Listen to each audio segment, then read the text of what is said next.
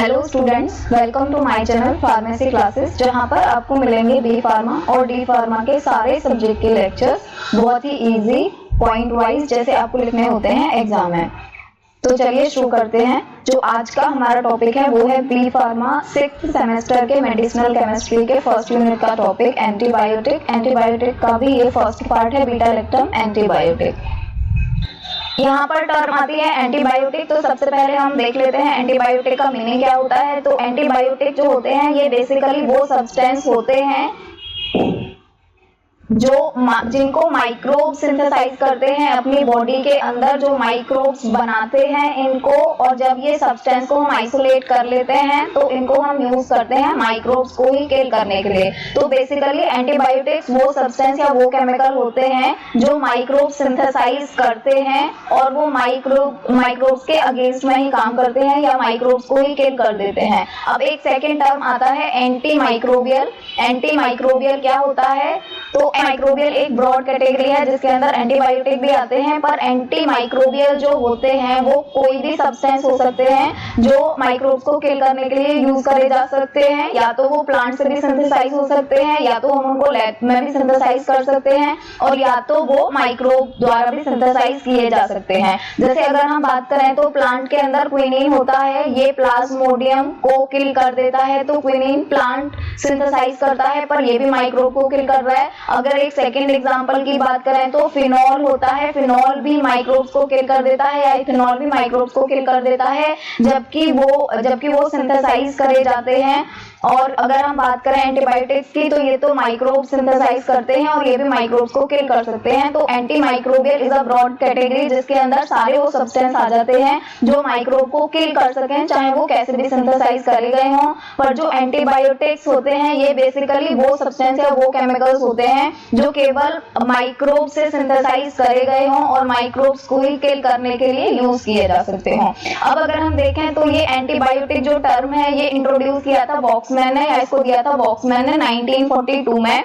जो एंटीबायोटिक है या जो हम बोल सकते हैं जो फर्स्ट एंटीबायोटिक है पेनिसिलिन, उसकी जो डिस्कवरी हुई थी वो 1928 में हो गई थी अलेक्जेंडर फ्लेमिंग द्वारा। लेकिन तब तक क्योंकि पता नहीं था इतना ज्यादा कुछ भी एंटीबायोटिक्स के बारे में, या ऐसे भी नहीं पता था कि पेनिसिलिन के अलावा और भी एंटीबायोटिक्स हो सकते हैं, तो तब इसको स्पेशल कैटेगरी में नहीं रखा गया था। लेकिन जब बाद में बहुत ज्यादा डिस्कवरीज हुई और हमें और भी एंटीबायोटिक्स के बारे में पता लगा जैसे कि सेफेलोस्पोरिन, तो फिर एंटीबायोटिक की एक कैटेगरी बना दी गई। मतलब जितने भी एंटीबायोटिक्स माइक्रोब से बनाए जाते हैं उन सबको एंटीबायोटिक कैटेगरी में रख दिया गया।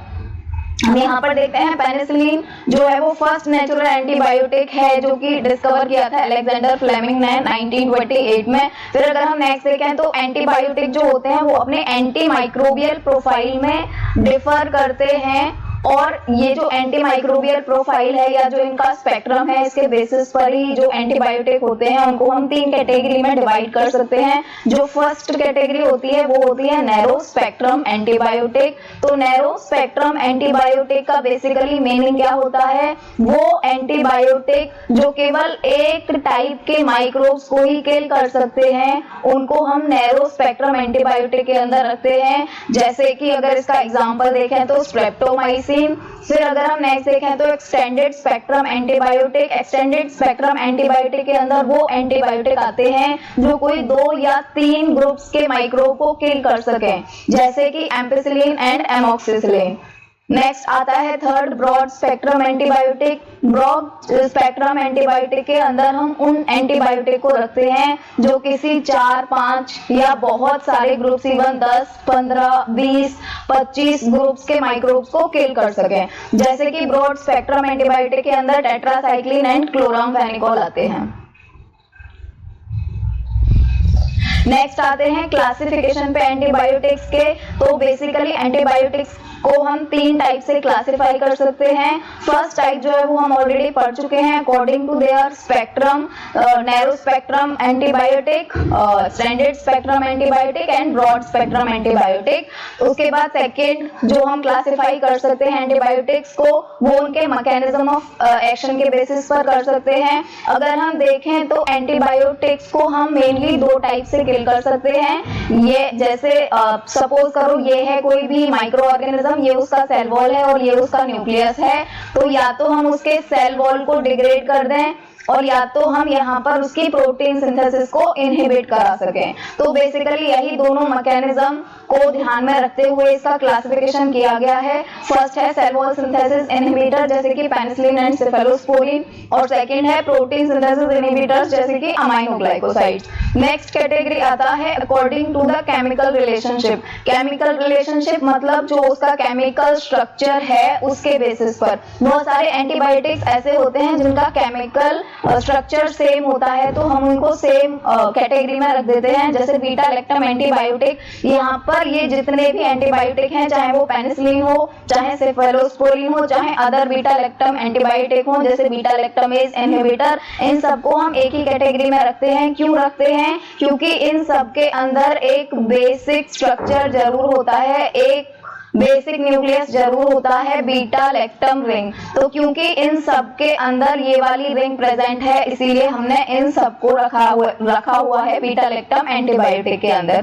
फिर अगर हम नेक्स्ट देखें तो अमाइनोग्लाइकोसाइड एंटीबायोटिक, जिसके अंदर अमाइनो ग्रुप हो और जो ग्लाइकोसाइड कंटेनिंग एंटीबायोटिक हो, उनको हम यहाँ पर रखते हैं। वैसे ही टेट्रासाइक्लिन के अंदर 4 रिंग्स होती हैं, वैसे ही मैक्रोलाइड का जो स्ट्रक्चर होता है वो उसके अंदर बहुत सारे रिंग्स होते हैं और बहुत बड़ा स्ट्रक्चर होता है, इसलिए वो मैक्रोलाइड के अंदर आते हैं।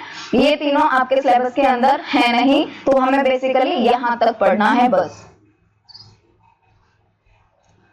नेक्स्ट हम देखेंगे बीटा लैक्टम एंटीबायोटिक। तो बीटा लैक्टम एंटीबायोटिक जो होते हैं उनके अंदर बीटा लैक्टम रिंग प्रेजेंट होता है। जैसे अभी हम पहले बात कर रहे थे, ये होता है बीटा लैक्टम रिंग। अब हम आते हैं इस पर कि इसको बीटा लैक्टम रिंग बोलते क्यों हैं। तो फर्स्ट हम आते हैं लैक्टम क्यों बोलते हैं। तो लैक्टम हम इसको इसलिए बोलते हैं क्योंकि जो लैक्टोन रिंग होती है वो ये होती है 4 मेंबर्ड लैक्टोन रिंग। अगर हम यहाँ पर ऑक्सीजन की जगह नाइट्रोजन रख दें तो ये यही रिंग हो गई ना, तो इसलिए हम इसको बोलते हैं लैक्टोन की जगह लैक्टम। और यहाँ पर हम इसको बीटा क्यों बोलते हैं, तो अगर हम यहाँ कार्बोनिल ग्रुप से ये नाइट्रोजन की पोजीशन देखें तो ये बीटा पोजीशन पे आता है, इसीलिए हम इसको बोलते हैं बीटा लैक्टम एंटीबायोटिक। जितने भी बीटा लैक्टम एंटीबायोटिक होते हैं वो सारे के सारे बैक्टीरियासाइडल होते हैं। इसका भी रीजन होता है, जितने भी बीटा लैक्टम एंटीबायोटिक होते हैं वो सेल वॉल सिंथेसिस इनहिबिटर होते हैं। और बीटा लैक्टम ही नहीं, सिर्फ जितने भी एंटीबायोटिक होते हैं जो भी सेल वॉल सिंथेसिस को इनहिबिट करते हैं वो सारे के सारे मोस्टली बैक्टीरियासाइडल ही होते हैं, 2-4 एक्सेप्शंस को छोड़ के। मोस्टली 95% जो होते हैं वो बैक्टीरियासाइडल ही होते हैं। नेक्स्ट अगर हम देखेंगे तो यहाँ पर नाइट्रोजन क्योंकि बीटा कार्बन पर अटैच्ड है कंपेयर टू दिस रिंग, तो इसीलिए हम इसको बोलते हैं beta lactam antibiotic. Beta lactam antibiotic के अंदर बेसिकली ये 4 ड्रग्स आते हैं। तो यहाँ पर आपको एक चीज पे बहुत ध्यान देना है, जहाँ पर बच्चे गलती करते हैं कि यहाँ पर सबके अंदर देखो 5 मेंबर्ड रिंग है, यहाँ पर तो रिंग होती ही नहीं है मोनोबैक्टम में तो, पर यहाँ पर रिंग है वो 5 मेंबर्ड है, जबकि जो सेफेलोस्पोरिन है वहां पर 5 मेंबर्ड रिंग है। तो यहाँ पर आपको ये चीज बहुत ध्यान में रखनी है, और सबके अंदर बीटा लैक्टम रिंग्स तो हैं ही।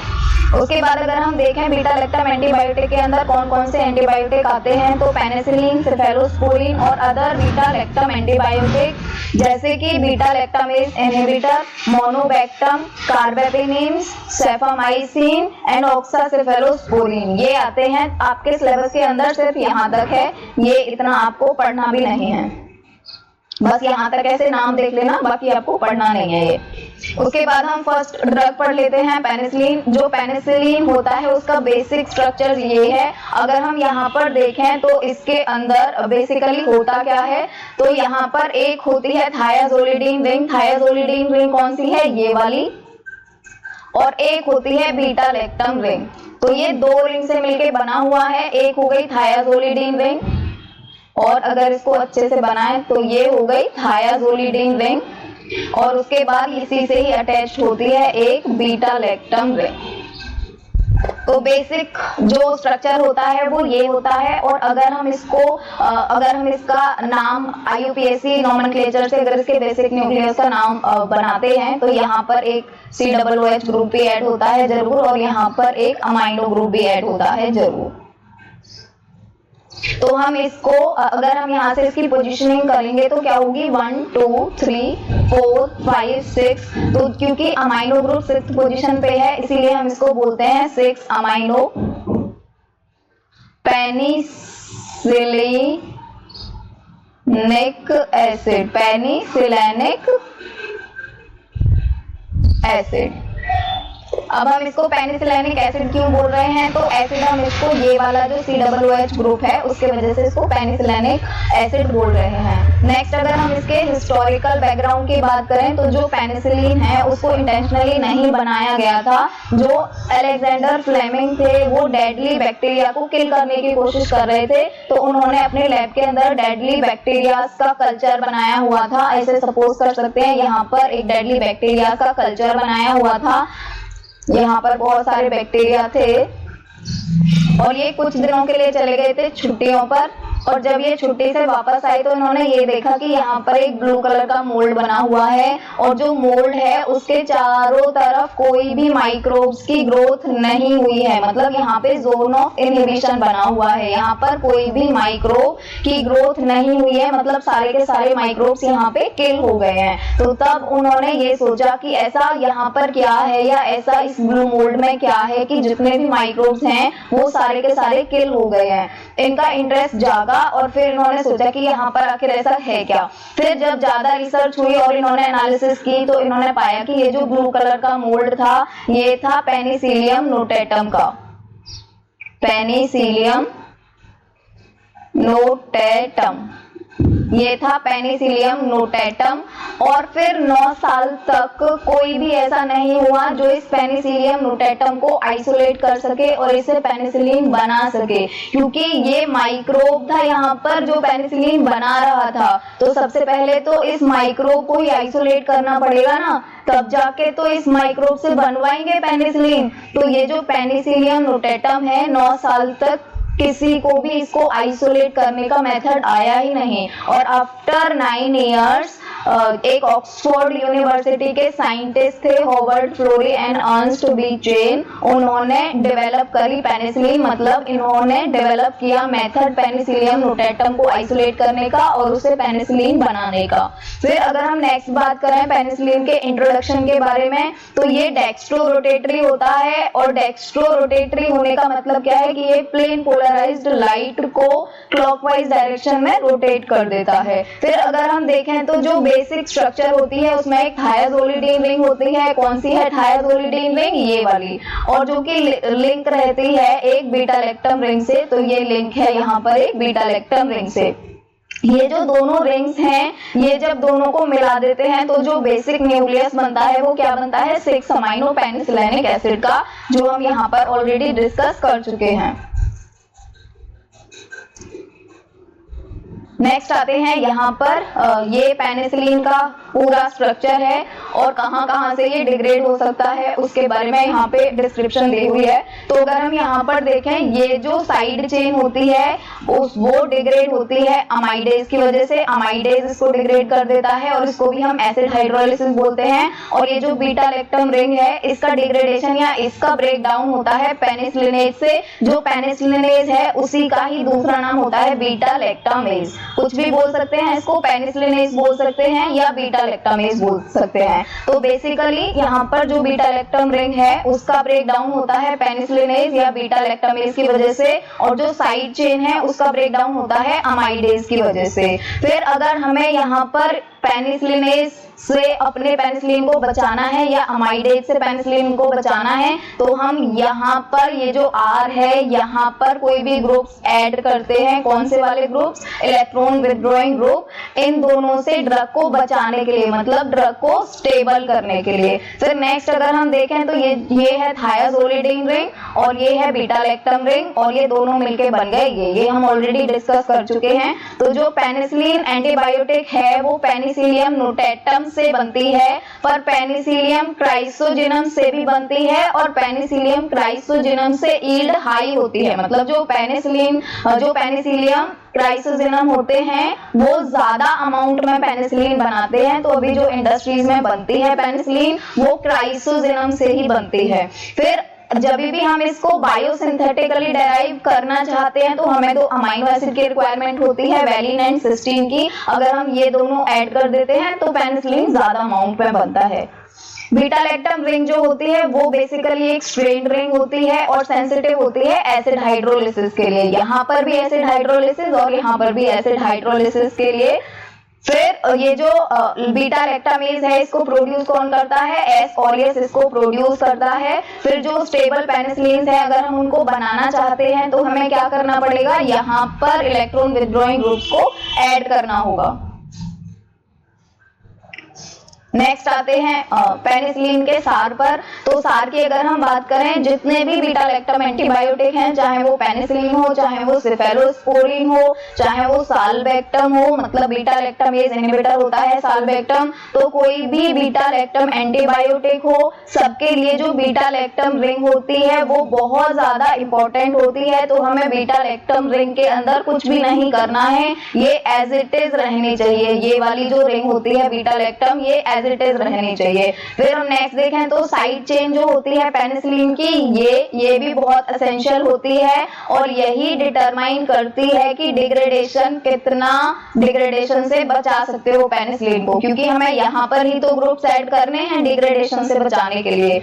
अगर हम इलेक्ट्रॉन विथड्रॉइंग ग्रुप्स को, जैसे कि ये हैं, इन ग्रुप्स को alpha position of acyl group पर ऐड कर देते हैं, मतलब यहाँ पर ऐड कर देते हैं, तो हाइड्रोलिसिस के लिए रेजिस्टेंस इंक्रीज हो जाती है, मतलब हाइड्रोलिसिस कम हो जाती है। जैसे यहाँ पर COOH ग्रुप ऐड कर दिया गया है कार्बेनिसिलिन में, जिसकी वजह से इसकी एसिड हाइड्रोलिसिस को कम कर दिया गया है। आइसोमेरिक फॉर्म जो होती है पेनिसिलिन की वो डिफर करती है एक्टिविटी में, तो हम पहले पढ़ चुके हैं। जो डेक्स्ट्रो रोटेटरी फॉर्म हम उसको यूज करते हैं। क्यों यूज करते हैं? क्योंकि dextro rotatory form 2 to 8 times more active होती है देन इट्स एल फॉर्म। अगर हम इंट्रोडक्शन कर दें कोई भी पोलर ग्रुप का या आयोनाइज्ड मॉलिक्यूल का अल्फा पोजीशन में, तो जो ग्राम नेगेटिव बेसिलाई होते हैं उनके लिए भी इसकी एक्टिविटी इंक्रीज हो जाती है। अभी आप मैकेनिज्म में आगे पढ़ोगे कि जितने भी बीटा लैक्टम एंटीबायोटिक होते हैं वो ज्यादा सेंसिटिव होते हैं या वो ज्यादा ससेप्टेबल होते हैं ग्राम पॉजिटिव बैक्टीरिया के लिए। वो ग्राम पॉजिटिव बैक्टीरिया पे ज्यादा इफेक्टिवली काम करते हैं compare to gram negative bacteria. लेकिन अगर हम पोलर ग्रुप या आयोनाइज्ड मॉलिक्यूल को यहाँ पर इंट्रोड्यूस करा देते हैं तो ग्राम नेगेटिव बैक्टीरिया के लिए भी अच्छे से इफेक्टिव हो जाते हैं। अगर हम अमाइनो हाइड्रोक्सी कार्बोक्सिलिक या सल्फोनाइल ग्रुप्स को ऐड कर देते हैं तो ये भी ग्राम नेगेटिव एक्टिविटी को इंक्रीज कर देते हैं। जैसे हमने यहाँ पर अमाइनो ग्रुप लगाया हुआ है एम्पिसिलिन के अंदर, बहुत सारे एस्टर्स और कार्बोक्सिलिक ग्रुप को अगर हम ऐड कर देते हैं C3rd पोजीशन से, तो उसके लिए हम बना सकते हैं प्रोड्रग पेनिसिलिन के, जिससे भी हम एसिड हाइड्रोलिसिस को बचा सकते हैं। नेक्स्ट आते हैं हम क्लासिफिकेशन पे पेनिसिलिन के। तो पेनिसिलिन के क्लासिफिकेशन में जो फर्स्ट कैटेगरी है वो है acid resistant penicillin. Acid resistant penicillin, जैसे अभी आपने देखा होगा कि एसिड हाइड्रोलिसिस हो जाती है पेनिसिलिन की, तो उसको बचाने के लिए जो पेनिसिलिन बनाए गए हैं वो है पेनिसिलिन बी। नेक्स्ट है पेनिसिलिनेज रेजिस्टेंट पेनिसिलिन। ये पेनिसिलिनेज या बीटा लैक्टामेज भी बोल सकते हैं इसको, दोनों नाम एक ही एंजाइम के होते हैं। तो पेनिसिलिनेज या बीटा लैक्टामेज रेजिस्टेंट पेनिसिलिन जो है, मतलब जो उससे ना डिग्रेड हो पेनिसिलिनेज से, या बीटा लैक्टामेज जो एंजाइम है उसके वजह से इन पेनिसिलिन के ऊपर कोई फर्क नहीं पड़ता, वो है methicillin, oxacillin, cloxacillin and dicloxacillin. Next है extended spectrum penicillin. Extended spectrum penicillin मतलब जो पेनिसिलिन होते हैं वो ज्यादा इफेक्टिव होते हैं ग्राम पॉजिटिव बैक्टीरिया के लिए, थोड़े कम इफेक्टिव होते हैं ग्राम नेगेटिव बैक्टीरिया के लिए। लेकिन अगर हम इनको और भी बैक्टीरिया के ऊपर इफेक्टिव बनाना चाहते हैं तो उनके लिए ये वाली चीजें बनाई गई हैं, ये वाले पेनिसिलिन बनाए गए हैं, जैसे amino penicillin, carboxy penicillin, ureido penicillin and mecillinam. Next आते हैं mechanism of action of penicillin. तो अगर इसके मैकेनिज्म की बात करें तो पेनिसिलिन जो होता है वो सेल वॉल इनहिबिटर होता है। तो जो ग्राम पॉजिटिव बैक्टीरिया होते हैं उनकी जो सेल वॉल होती है वो 80% बनी होती है पेप्टिडोग्लाइकन की, और जो ग्राम नेगेटिव बैक्टीरिया होते हैं उनकी जो सेल वॉल है वो 20% ही बनी होती है पेप्टिडोग्लाइकन की, बाकी वो बनी होती है फॉस्फोलिपिड बाइलेयर की। तो ये पेनिसिलिन जो होते हैं ये क्या करते हैं, जो पेप्टिडोग्लाइकन की लेयर है वो उसको बनने नहीं देते। अब कैसे नहीं बनने देते, वही हमें मैकेनिज्म में पढ़ना है। ये जो पेप्टिडोग्लाइकन की लेयर है इसको बनने के लिए हमें दो चीजें चाहिए होती हैं। वो दोनों चीजें कौन सी हैं, नेम एंड नैग। नेम का मीनिंग क्या होता है, नेम का मीनिंग होता है N acetyl muramic acid and NAG का मीनिंग क्या होता है, एन एसिटिल ग्लूकोसामीन। तो ये दोनों चीजें चाहिए हमें सेल वॉल बनाने के लिए, और इन दोनों चीजों को ट्रांसपोर्ट कौन कराता है सेल के अंदर, मतलब इन दोनों को अगर सेल के अंदर जाना है तो इनके लिए बस की तरह काम कौन करेगा। तो इनको जो ट्रांसपोर्ट कराता है उस एंजाइम को बोलते हैं ट्रांसपेप्टिडेज। अगर ट्रांसपेप्टिडेज नहीं होगा तो ये दोनों कंपोनेंट यहाँ सेल के अंदर जा ही नहीं पाएंगे। पेनिसिलिन क्या करता है, पेनिसिलिन इसी एंजाइम को इनहिबिट कर देता है, इस एंजाइम को ही इनहिबिट कर देता है। जब ये एंजाइम इनहिबिट हो जाएगा, मतलब इसकी एक्टिविटी ही खत्म हो जाएगी, तो ये इन दोनों को ट्रांसपोर्ट भी नहीं कर पाएगा, और जब ट्रांसपोर्ट नहीं कर पाएगा इन दोनों को तो ये यहाँ आ नहीं पाएंगे। ये यहाँ नहीं आ पाएंगे तो यहाँ पर सेल वॉल बनेगी ही नहीं, और ये बीच में पेप्टाइड बॉन्ड होता है ना, पेप्टाइड बॉन्ड बनेगा, मतलब जो बैक्टीरिया है उनका सेल वॉल बनेगा ही नहीं। तो फाइनली क्या होता है, जो सेल वॉल है बैक्टीरिया की वो बस्ट कर जाती है। फाइनली क्या होता है, फाइनली जो सेल वॉल है वो बस्ट कर जाती है। नेक्स्ट आते हैं पेनिसिलिन के यूजेस पर। तो ये यूज होता है यूटीआईज के अंदर, मतलब यूरिनरी ट्रैक इन्फेक्शन के अंदर। ये यूज होता है बिलियरी एंड इंटेस्टाइनल इन्फेक्शन में। ये यूज होता है मेनिंजाइटिस में। मोस्ट सेंसिटिव होता है ये ग्राम पॉजिटिव इन्फेक्शन के लिए। क्यों होता है, क्योंकि ग्राम पॉजिटिव जो बैक्टीरिया होते हैं उनकी सेल वॉल 80% पेप्टिडोग्लाइकन की ही बनी होती है, और जो पेनिसिलिन है वो क्या करते हैं, पेप्टिडोग्लाइकन का इनकॉर्पोरेशन ही इनहिबिट कर देते हैं सेल वॉल के अंदर। इसीलिए ये जो ग्राम पॉजिटिव बैक्टीरिया होते हैं उनके लिए ज्यादा सेंसिटिव होती है, पर ग्राम नेगेटिव के लिए भी सेंसिटिव होती है, क्योंकि 20% तो बनी ही होती है ना उनकी भी सेल वॉल, इसलिए। फिर ये ट्रीटमेंट में यूज होती है diphtheria, tetanus, gas gangrene, STDs and anthrax के।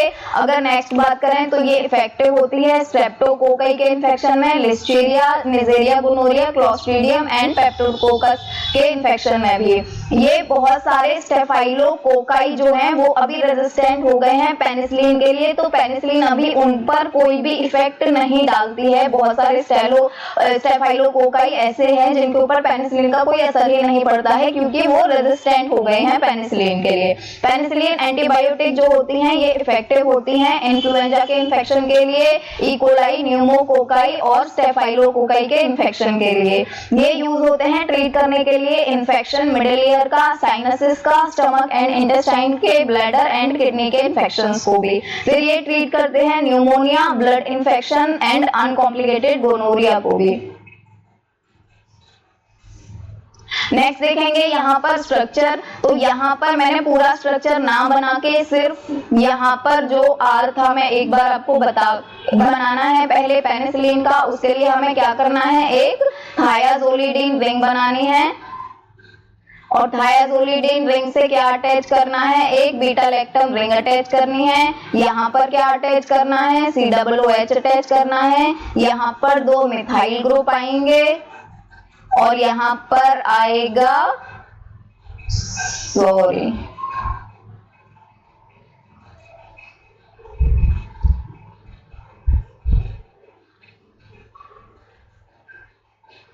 और यहाँ पर आता है ये ग्रुप। तो आपको करना क्या है, ये जो R है आपको इसी को ही रिप्लेस करके, जैसे अगर आपको पेनिसिलिन G बनानी है तो यहाँ पर आपको R की जगह क्या लिख देना होगा, CH2, और ये जो बेंजीन रिंग बनी हुई है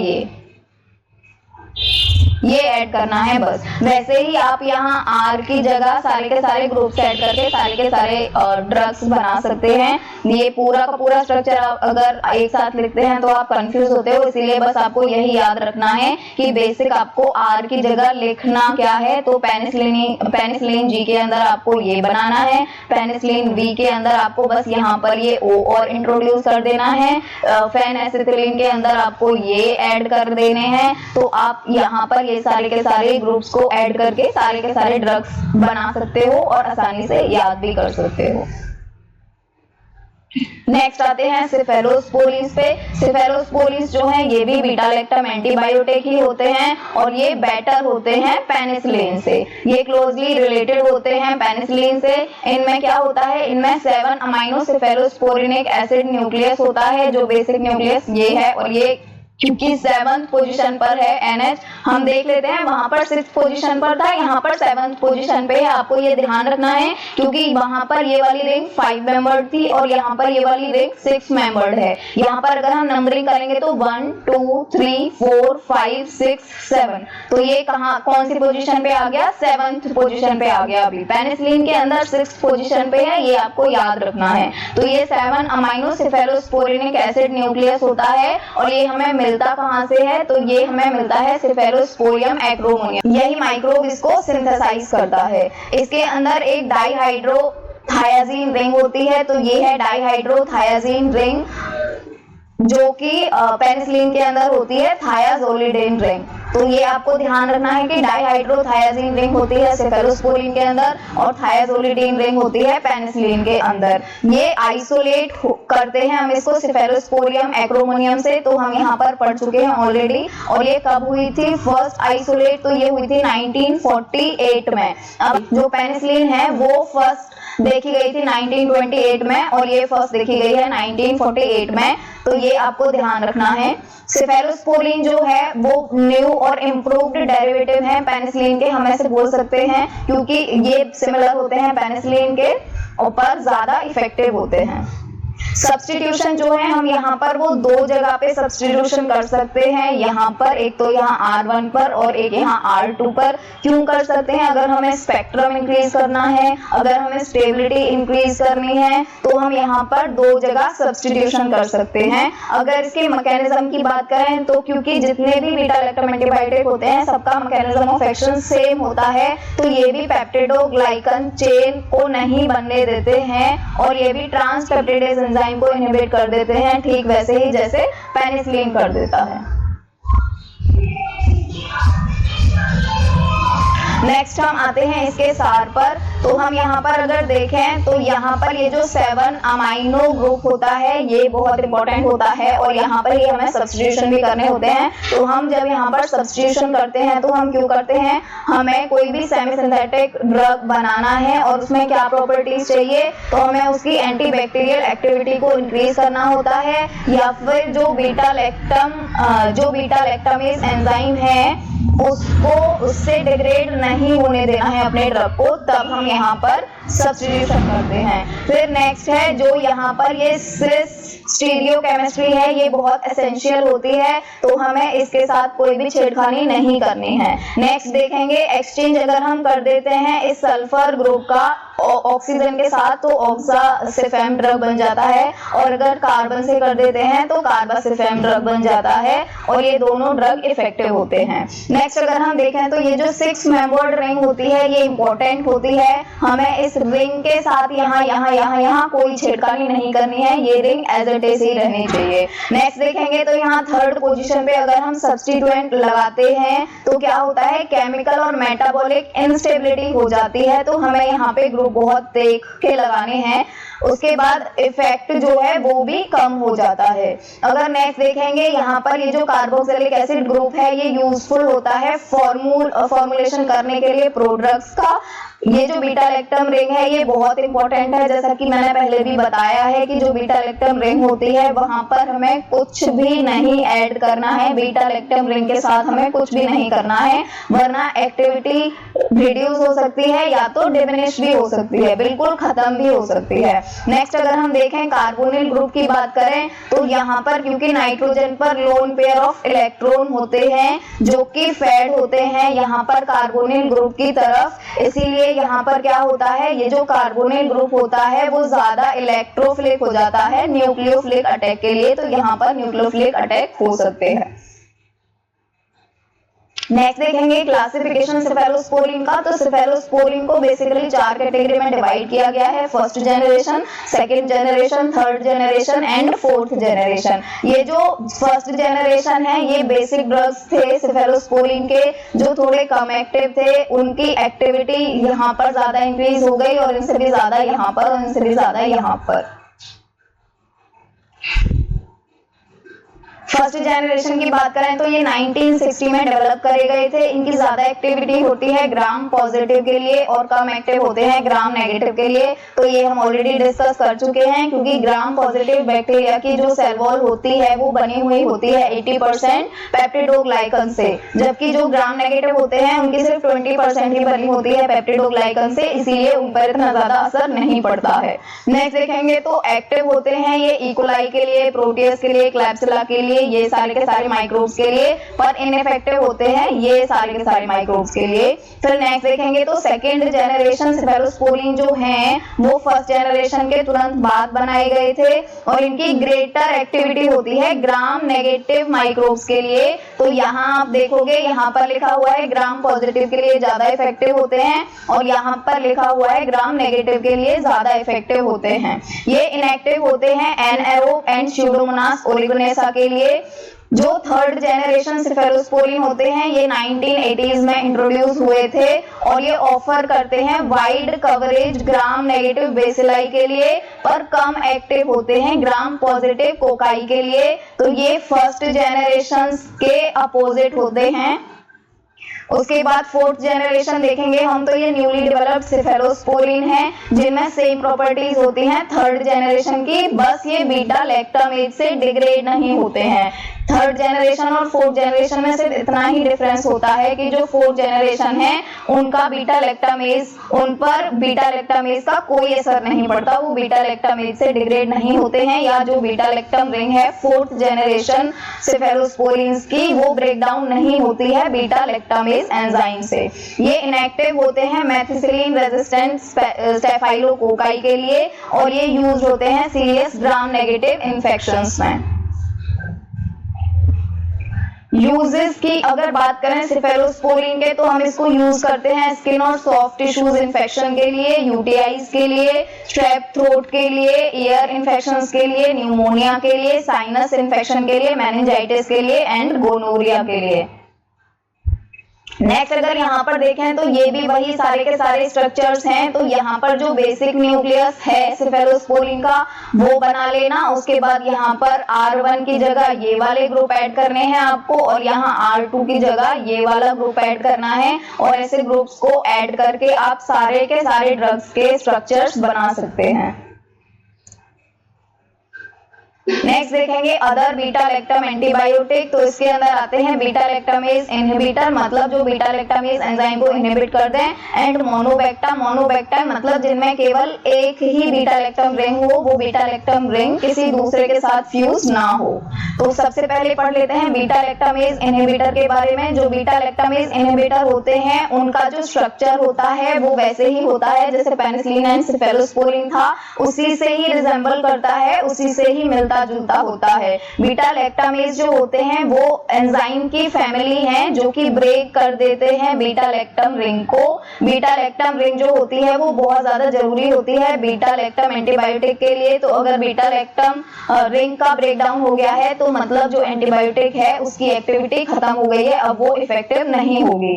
ड्रग सब्सटेंस जो इनहिबिट कर देते हैं बीटा लैक्टामेज को, उन्हीं को ही हम बीटा लैक्टम इनहिबिटर्स बोलते हैं या बीटा लैक्टामेज इनहिबिटर बोलते हैं। लैक्टामेज इनहिबिटर्स जो होते हैं उनमें अपनी एंटीबायोटिक एक्टिविटी बहुत कम होती है। बीटा लैक्टामेज इनहिबिटर्स होते हैं इनका अपना खुद का कोई भी एंटीबायोटिक इफेक्ट नहीं होता है, पर ये बीटा लैक्टम एंटीबायोटिक के साथ में दिए जाते हैं। क्यों दिए जाते हैं? ताकि बीटा लैक्टम एंटीबायोटिक जो है उनकी बीटा लैक्टम रिंग का ब्रेकडाउन ना हो।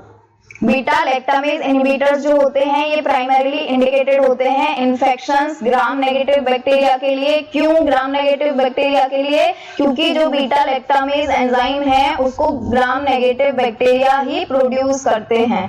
क्लेवुलानिक एसिड और साल्बेक्टम ये दो बीटा लैक्टामेज इनहिबिटर्स हैं जिनको हम बीटा लैक्टम एंटीबायोटिक के साथ देते हैं। तो दोनों का स्ट्रक्चर है, दोनों के स्ट्रक्चर में आप देखोगे कि बीटा लैक्टम रिंग है जो 5 मेंबर्ड रिंग के साथ में फ्यूज्ड है।